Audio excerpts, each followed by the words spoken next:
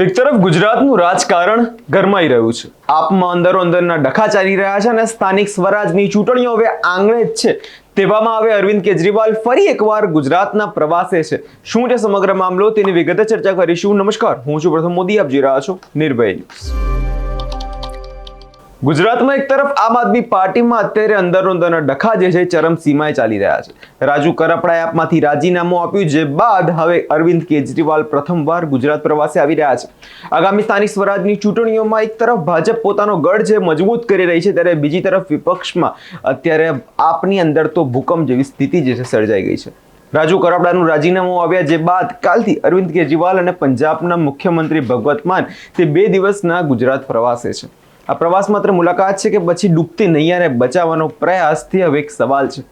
ગુજરાતમાં આપ માટે અત્યારે સ્થિતિ એવી છે કે સાંધે ત્યાં તીડ તૂટે જેવી છે. મનોજ સોરઠિયાએ કાર્યક્રમની જાહેરાત તો કરી દીધી છે, પણ સવાલ એ છે કે શું અરવિંદ કેજરીવાલ કાર્યકરોની નારાજગી, જે અંદરો અંદરના ડખા જે છે તે સોલ્વ કરી શકશે? કેમ કે એક તરફ આપણે જોવા જઈએ તો રાજુ કરપડાનું રાજીનામું એક માત્ર ખાલી રાજીનામું નથી, પણ સૌરાષ્ટ્રના રાજકારણમાં આપ માટે મોટો ફટકો પણ સાબિત થઈ શકે છે.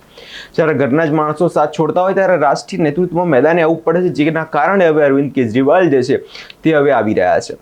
કદાચ એવું પણ સંદેશ આપી શકે કે પાર્ટીમાં બધું બરાબર છે, પરંતુ અસલીમાં જોવા જઈએ તો આપની અંદર કશું બરાબર નથી. જ્યાં સ્થાનિક સ્વરાજની ચૂંટણીઓનો રોડમેપ તૈયાર કરવાનો છે, શું અરવિંદ કેજરીવાલ આવા સમયમાં જે નેતાઓ છે તેમને મનાઈ શકશે?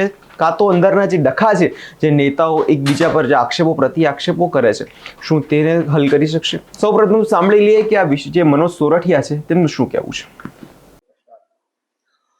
નમસ્કાર.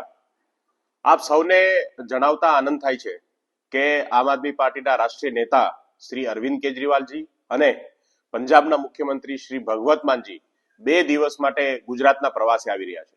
આવતીકાલે 21 તારીખ અને 22 તારીખે એમના વિવિધ કાર્યક્રમો ગુજરાતની અંદર જે છે એનું આયોજન થયું છે. આપ સૌ જાણો છો કે આમ આદમી પાર્ટીએ ચૂંટણી સમિતિઓની જાહેરાત કરી દીધી છે. સ્થાનિક સ્વરાજની ચૂંટણીની તૈયારીઓ સાથે આમ આદમી પાર્ટી જે છે એ ગુજરાતની અંદર સતત મજબૂતીથી આગળ વધી રહી છે. ત્યારે માનનીય અરવિંદજી આવતીકાલે અમદાવાદ એરપોર્ટ ખાતે ઉતરશે અને ત્યારબાદ અમદાવાદની અંદર મીડિયાઓ સાથે અને સમાચાર માધ્યમો સાથે એમનું સંબોધન છે.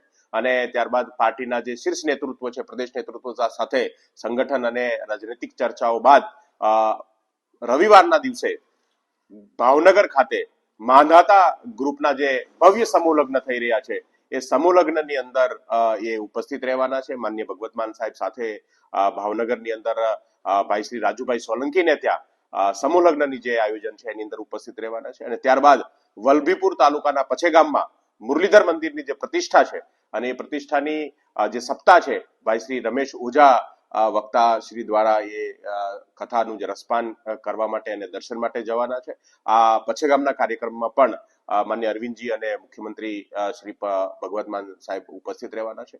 તો આપ સૌના સમાચાર ના માધ્યમથી આ વાત ગુજરાતના લોકો સુધી પહોંચાડવા માટે વિનંતી. આભાર. 22 ફેબ્રુઆરીનો દિવસ કેજરીવાલે ભાવનગરમાં માંધાતા ગ્રુપના સમૂહ લગ્નમાં હાજરી આપવાના છે. રાજુ સોલંકીના નેતૃત્વમાં જે કાર્યક્રમમાં એક સ્પષ્ટ સંકેત આપે છે કે આપ હવે કોળી સમાજ અને પછાત વર્ગોના જે મતો છે તેને એકત્રિત કરવા માંગે છે. કેમ કે આપણે જોયું કે બગદાણામાં કોળી સમાજનો એક વિવાદ સામે આવ્યો, જે બાદ કોળી સમાજમાં બીજેપીથી રોષ ઘણો હતો. એમાં હવે આપ ક્યાંક ને ક્યાંક હવે છે આનો ફાયદો ઉપાડી શકે તેવું લાગે છે સ્થાનિક સ્વરાજની ચૂંટણીઓમાં. કેમ કે મહાનગરપાલિકા અને પંચાયતોમાં જો આપ નબળી પડશે તો 2027ની વિધાનસભાની લડાઈ તેમના માટે અશક્ય બની શકે છે. જે મુદ્દે હવે આપ નેતાઓ ખૂબ જ સક્રિય જોવા મળે છે. આ વિષયને લઈને તમારો શું અભિપ્રાય છે તેમને કમેન્ટ કરી ચોક્કસથી જણાવજો. અને અમારી ચેનલ નિર્ભય ન્યૂઝને લાઇક, શેર અને સબસ્ક્રાઇબ કરવાનું ભૂલશો નહીં.